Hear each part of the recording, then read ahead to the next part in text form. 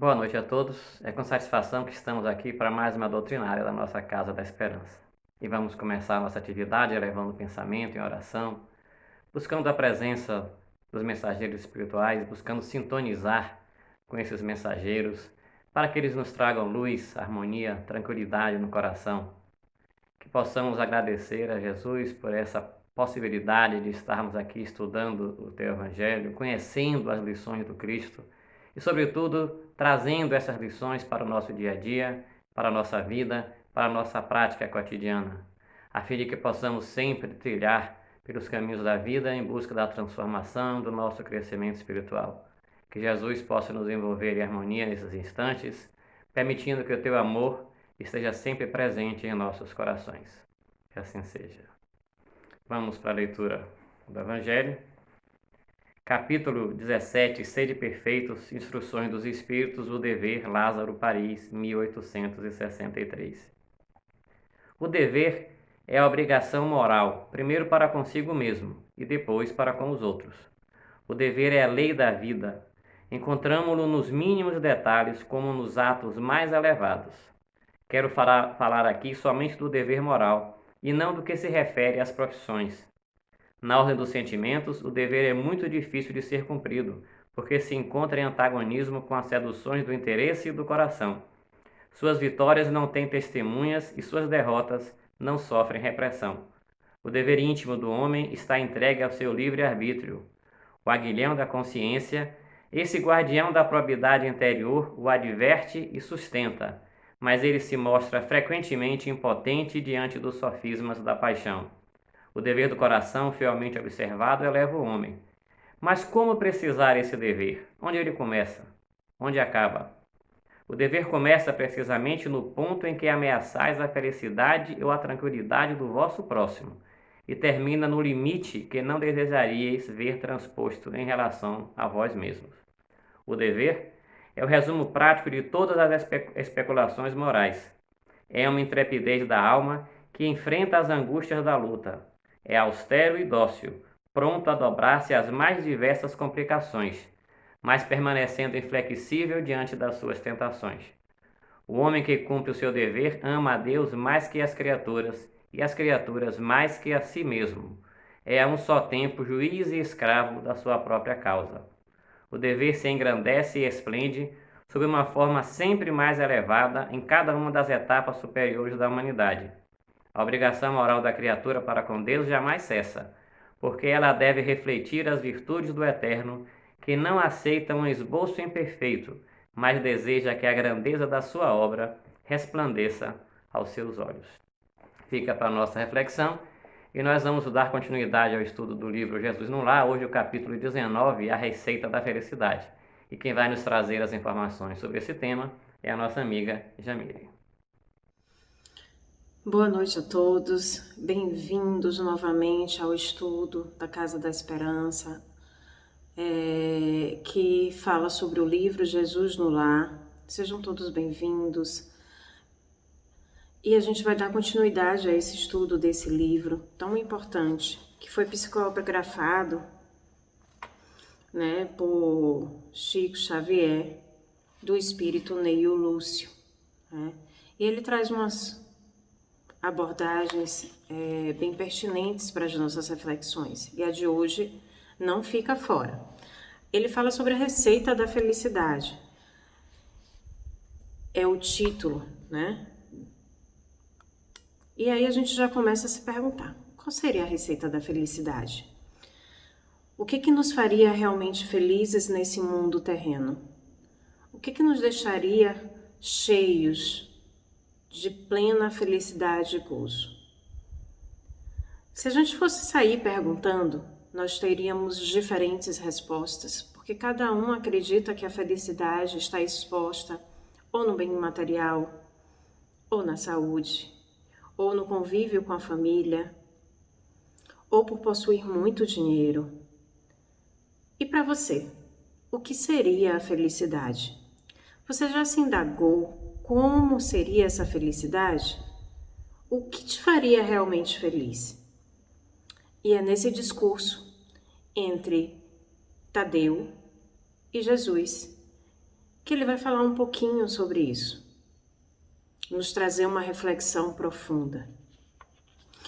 Então, Tadeu, ele na realidade, ele está lá, né, dando um discurso, né, no culto da Boa Nova, na casa de Pedro, né, falando sobre os domínios de Roma, sobre os problemas com os rabinos no Sinédrio. E ele muito inflamado, pois ele era um dos 12 apóstolos, aquele que mais falava, que mais criticava. Ele era extremamente político e queria, mais do que nunca, né, que a proposta do Cristo fosse levada adiante, mas ele achava que isso era uma questão política. Então ele falava, bradava, dissertava, e dissertou tão largamente que Jesus chegou um momento sereno e tal, e perguntou a ele: e aí, Tadeu, como você interpreta, a felicidade? E aí Tadeu dá uma resposta que ele faz assim: Senhor, a felicidade é a paz de todos. Veja que ele dá uma resposta simplória. Mas como é que a gente conseguiria essa paz de todos? Dentro de um momento de conflito entre Roma, entre os rabinos, entre religiões, entre povos separados. Onde é que estaria essa felicidade? O Cristo, então, estampou significativa expressão fisionômica e ponderou: sim, Tadeu, isto não desconheço, entretanto, estimaria saber como se sentiria você realmente feliz. Veja que ele tira do todo e resume-se para uma pessoa. Como é que você ficaria feliz? Se nós perguntássemos isso, né, a um filósofo, Platão, ele diz que é o resultado de uma vida dedicada aos conhecimentos progressivos.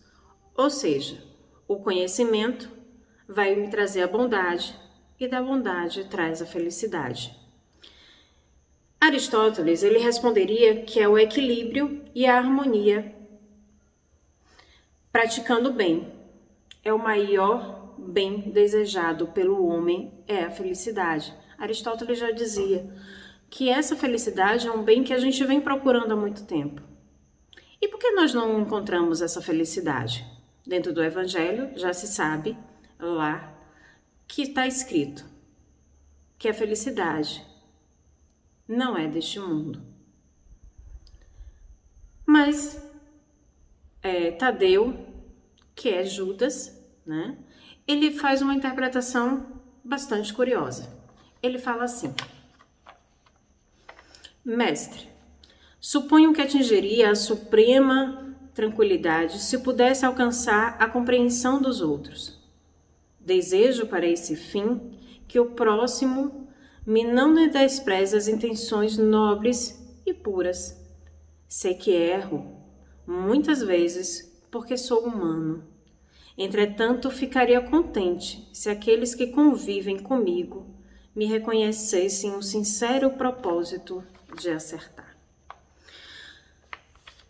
Quando ele fala que ele erra e que ele é humano, significa que nós temos uma essência dentro de nós. Uma essência boa ou ruim, que acertamos e erramos. Tem uma historinha budista que eu gosto muito. Ele fala de um escorpião que estava se afogando no rio.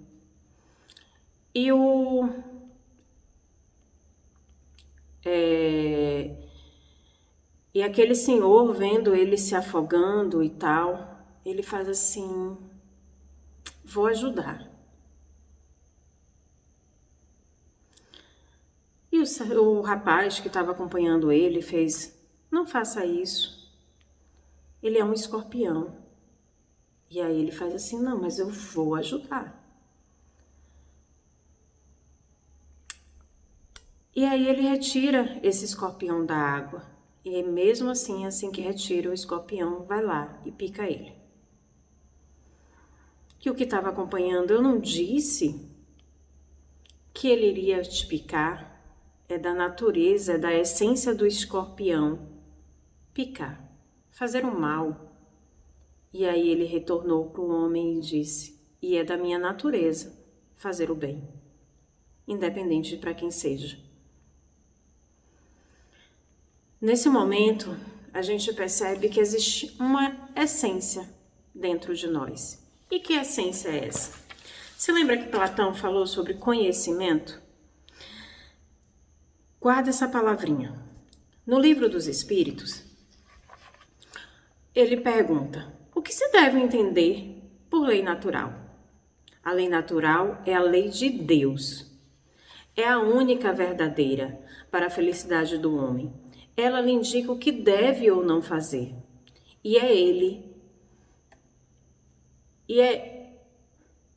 Deve ou não fazer. Ela lhe indica o que deve ou não fazer. E ele é infeliz somente quando se afasta dela. Veja que nesse processo, de que só a lei de Deus é que vai nos fazer feliz. Mas aí eles perguntam de novo: onde está escrita a lei de Deus? E aí o Espírito responde: na consciência. Essa consciência está dentro de nós. É a nossa essência. É aquilo onde a gente se dispõe a fazer o certo ou o errado. E toda vez que a gente erra, toda vez que a gente comete algo fora dessa lei de Deus, a gente se pune. A gente entra num processo de depressão, a gente entra num processo de tristeza profunda, a gente vive angustiado, a gente vive com ansiedade, a gente vive de tantas maneiras erradas, onde essa mente e esse corpo físico começa a padecer de patologias. Então é nesse processo em que o homem ele se decai na sua própria doença. E aí continua no Livro dos Espíritos: o homem pode desfrutar na terra de uma felicidade completa? E aí o Espírito responde: não, uma vez que a vida lhe foi dada como prova ou expiação, mas depende dele amenizar esses males e ser tão feliz quanto se pode ser na terra. Veja que por a gente estar em provas e expiações, a gente não vai conseguir essa felicidade plena. A gente vai estar sempre buscando aquilo que não nos preenche por completo. Por quê? A gente está passando por um momento de evolução desse espírito. A gente precisa ainda caminhar nesse processo. Aprender paulativamente o que é certo e o que é errado. Descobrir as nossas sombras, o nosso eu, o nosso egoísmo dentro de nós. Porque apesar da gente apontar o erro nos outros e não em nós, nos debruçarmos como vítimas, somos nós mesmos que buscamos caminhos errados. Quando a gente fala assim, olha, eu tenho um filho e esse filho foi para o caminho das drogas. Oh, mas ele foi influenciado pelo amigo. Tadinho, ele era inocente. Ele não tinha maldade no coração. Foi uma pobre pessoa influenciada. Coitado do meu filho. Só que a gente esquece que esse espírito, ele é humano e ele nasceu já com seus defeitos. Que ele já nasceu com suas más tendências e ele foi colocado à prova. E ele teve o livre-arbítrio de escolher o caminho a percorrer. Então não foi o outro que o influenciou. É ele o responsável por seus atos. É ele que escolheu aquele caminho que vai arder na tristeza lá na frente. Infelizmente, submetendo toda uma família junto. Ah, Jamile, mas infelizmente não é assim. Eu sou vítima de uma circunstância de pais que me batem, que me espancam. Sofri tanto na vida. Ninguém aqui é vítima de nada. Todos nós temos o que merecemos. E todos nós estamos aqui para conquistar os nossos espaços. Se eu sofri tanto com esse pai e com essa mãe, eu aprendi a amá-lo porque eu estou sendo convidado a todo momento a amar. Se lembra do que Jesus falava? Ama o próximo como a ti mesmo. Não, eu não amo, não consigo amar. Ainda há mágoa, ainda há rancor, ainda há ódio dentro de mim. Então sinto muito, mas o caminho da sua felicidade vai ser mais árduo, vai sofrer mais. Para entender que o outro também foi na realidade vítima, foi na realidade uma pedra colocada no seu caminho para aprendizado e não apenas para você sentir dor e aprender a odiar, mas sim para aprender a amar.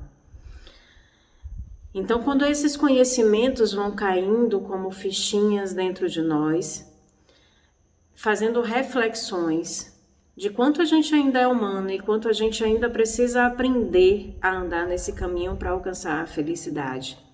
E que a gente espera muito do outro, como Judas ele esperava que as pessoas compreendessem a linguagem que ele estava falando, compreendessem as boas intenções, a gente percebe que na realidade era ele que não compreendia, porque quando eu aponto o dedo para o outro, significa que eu estou apontando dos meus defeitos, mesmo que eles sejam despercebidos para mim.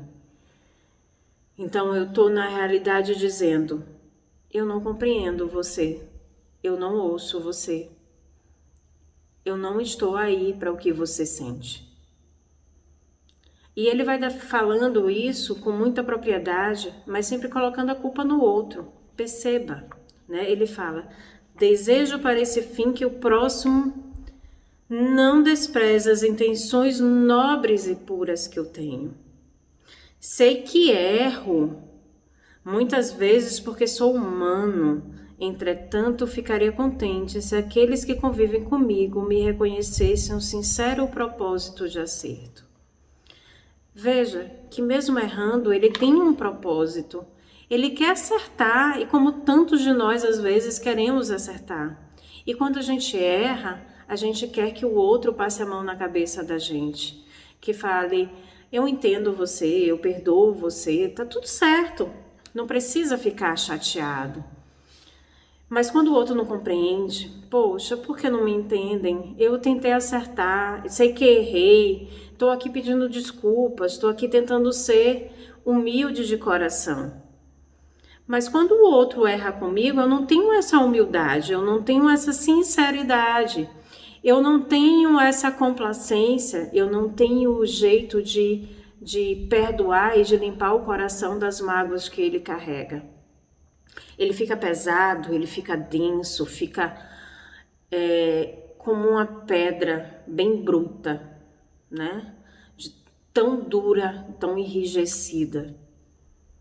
Eu quero mais que o mundo se exploda. Veja que a raiva, a cólera entra nesse circuito muito forte e não nos deixa perceber que o outro também tentou acertar, que o outro também está no processo evolutivo. E como a gente está num processo de prova e expiação, sim, ele tem o direito de errar também.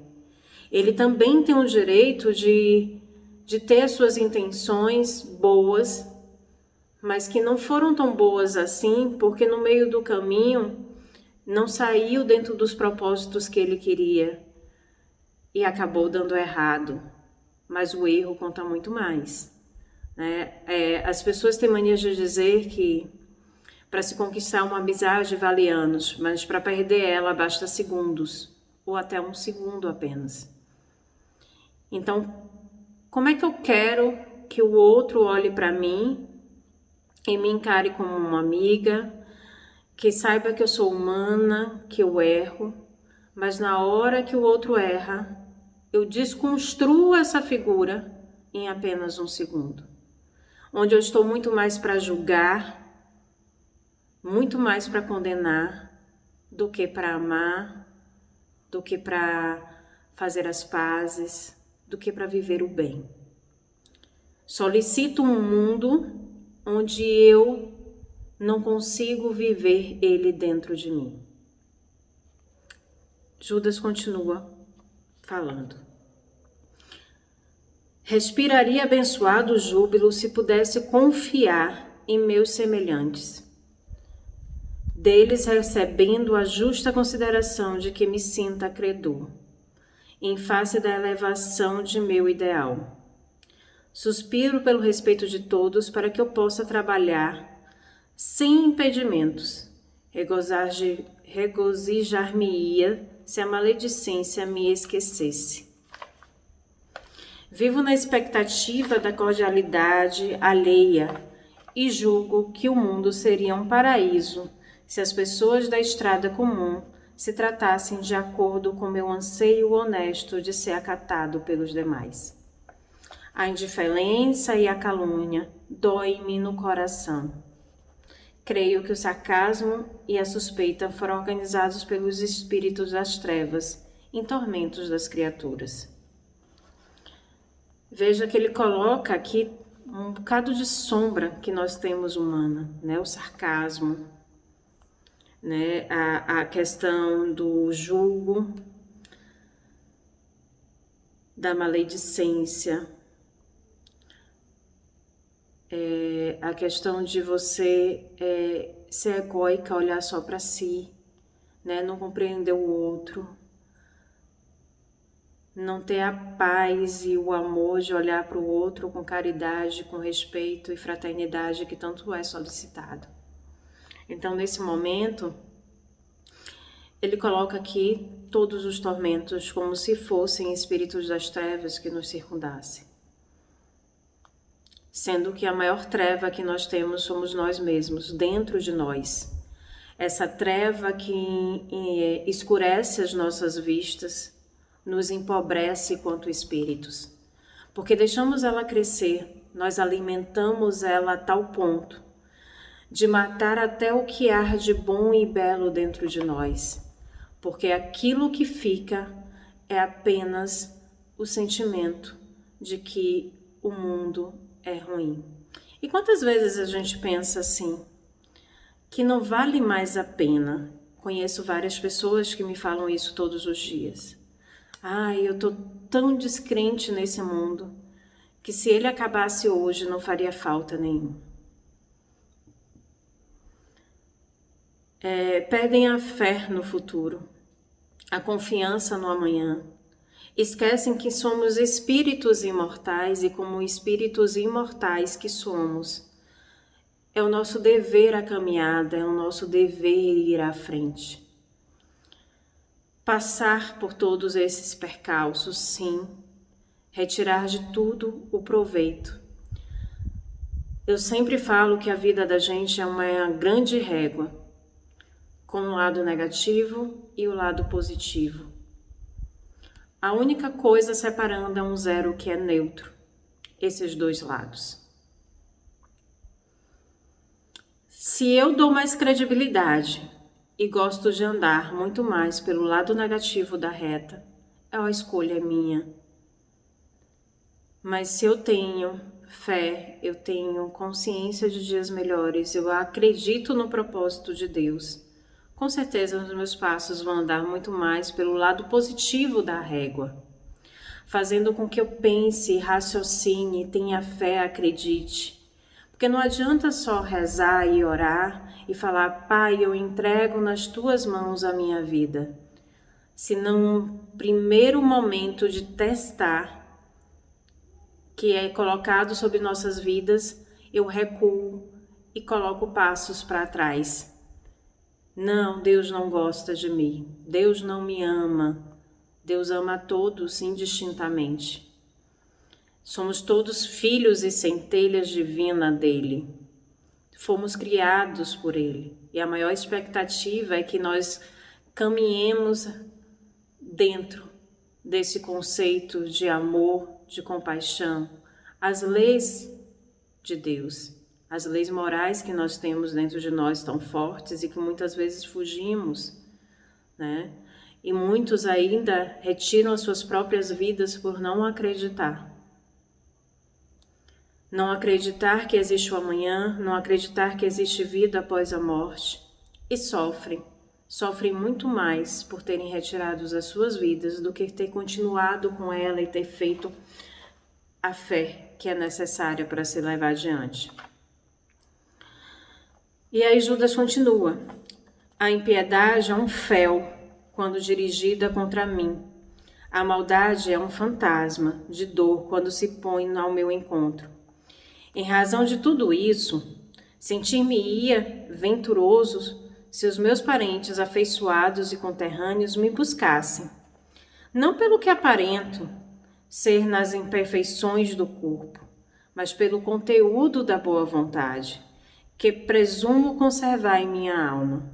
Acima de tudo, Senhor, estaria sumamente satisfeito se quantos peregrinam comigo me concedessem direito de experimentar livremente o meu gênero de felicidade pessoal, desde que me sinta aprovado pelo código do bem, no campo da minha consciência, sem ironias e críticas descabidas.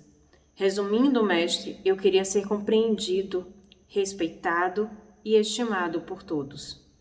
Embora não seja ainda o modelo da perfeição que o céu espera de mim, como o abençoado concurso da dor e do tempo. E aí ele se cala. Veja que ele pede que ele seja compreendido, respeitado e estimado por todos, mesmo que ele não seja um exemplo ainda de perfeição do céu. Ele tem a consciência de que não é, mas ele está no conhecimento, ele está na busca. Se lembra do que eu falei de Platão? Conhecimento é um caminho para a bondade, que é o caminho para a felicidade. E ele, de certa forma, está dentro desse caminho, Judas. Ele está fazendo esse percurso. E trazendo também a questão de que se eu preciso chegar a essa felicidade, eu preciso começar a praticar. Eu preciso testar. E como todo teste, às vezes dá errado. Às vezes cai em falhas. E aí, logo após, quando ele se cala, Jesus usa algumas palavras para se fechar. Tadeu, se você procura então a alegria e a felicidade do mundo inteiro, proceda para com os outros, como deseja que os outros procedam para com você. E caminhando cada homem nessa mesma norma, muito breve, estenderemos na terra as glórias do paraíso. Veja que nesse processo, Jesus fala assim: se você proceder com o outro do jeito que quer que proceda com você, e se todo homem começar a pensar igual, nossa, daqui a pouco nós teremos uma infinidade de mudanças nessa terra e logo chegaremos ao paraíso. Só que o homem, ainda tão pequeno, ainda tão... Eu falo que ele acabou de nascer, não chegou nem a engatinhar. Ele não pensa assim. Ele pensa que o outro precisa, na realidade, fazer com ele o que ele espera que seja feito, mas ele não tem a vontade de fazer com o outro aquilo que quer que seja feito com ele. A imaturidade é tão grande que eu consigo apontar todos os defeitos do mundo, mas eu não consigo apontar um só defeito meu. E quando consigo apontar um defeito em meu, eu caio em desespero, eu caio em choro, eu caio em desesperança, que ninguém acredita em mim, eu sou a pessoa mais feia e mais cruel desse mundo. Não é para se lastimar, é para modificar. É para que a gente cresça. Quando a gente se conhece, é para que a gente cresça dentro da gente a vontade da transformação. A essa transformação pessoal e individual, que a gente sinta nesse coração, eu não quero mais ser assim. E eu vou começar a dar os primeiros passos, mesmo que eu erre, mesmo que eu caia, eu hei de levantar. E é levantando e caindo que a gente vai aprendendo a ser cada vez melhor cada vez mais feliz. Porque a felicidade não está no dinheiro, não está nos bens materiais, não está na saúde que proclamamos querer fervorosamente, mesmo que aquilo não condiza com a minha realidade. Mas é a felicidade interna, é eu exercitar essa lei divina, essas leis que regem o universo, que todos nós temos aqui na consciência, perante nós, todos os dias. Quando a gente fala assim, eu fui julgado, a primeira a ser julgada na realidade é a nossa consciência. Ela nos julga e ela nos condena. E é por isso que muitas vezes o olhar do outro dói tanto. Porque é no olhar do outro que eu vejo a minha condenação. É no olhar do outro que eu vejo que na realidade eu fui tão errada que eu não consigo nem olhar para mim mesmo. E é por isso que muitas vezes as pessoas caem e se afundam nesse universo de tristeza, de mágoa, de rancor. Eu sou assim mesmo, eu nasci assim. Você pode ter nascido assim, mas você não precisa morrer assim. Você não precisa continuar a sua vida pensando em momentos ruins, em cultivando mágoas e raivas. Você pode florescer. Você pode ser o amor e a felicidade que habita nesse planeta Terra. Você é a primeira luzinha para que um dia a gente se torne o grande paraíso. É essa reflexão dessa história belíssima que Neio Lúcio nos deixa para esta noite. Que vocês reflitam, que vocês levem isso adiante e que vocês sejam cada vez mais o caminho, né, dessa felicidade e que comecem a praticar, a fazer ao outro o que querem que façam com vocês. Uma boa noite, fiquem com Deus. Obrigada. Nós agradecemos a Jamile pela reflexão dessa noite, pela mensagem que nos trouxe, e vamos mais uma vez elevar o nosso pensamento para agradecer. Agradecer pela oportunidade do aprendizado, agradecer por toda essa paz, por toda essa harmonia que vivenciamos nesses instantes, e rogar a Deus, rogar a Jesus, que possamos permanecer durante toda essa semana em tranquilidade, com muita luz, com muita saúde, com muita paz. Que a cada momento da vida possamos trilhar todos os caminhos, sempre buscando os nossos objetivos maiores. Que Jesus possa estar ao nosso lado, iluminando esses caminhos e nos fazendo cada vez mais perceber as nossas necessidades, mas sobretudo os nossos compromissos nessa vida. Que Jesus esteja conosco durante toda essa semana, nos envolvendo sempre em teu amor. Muita paz para todos. Nós agradecemos a presença de todos nessa noite, convidando para nos encontrarmos na próxima semana, e vamos agora aos nossos passes e depois os abraços rotineiros. Muita paz e até a próxima semana.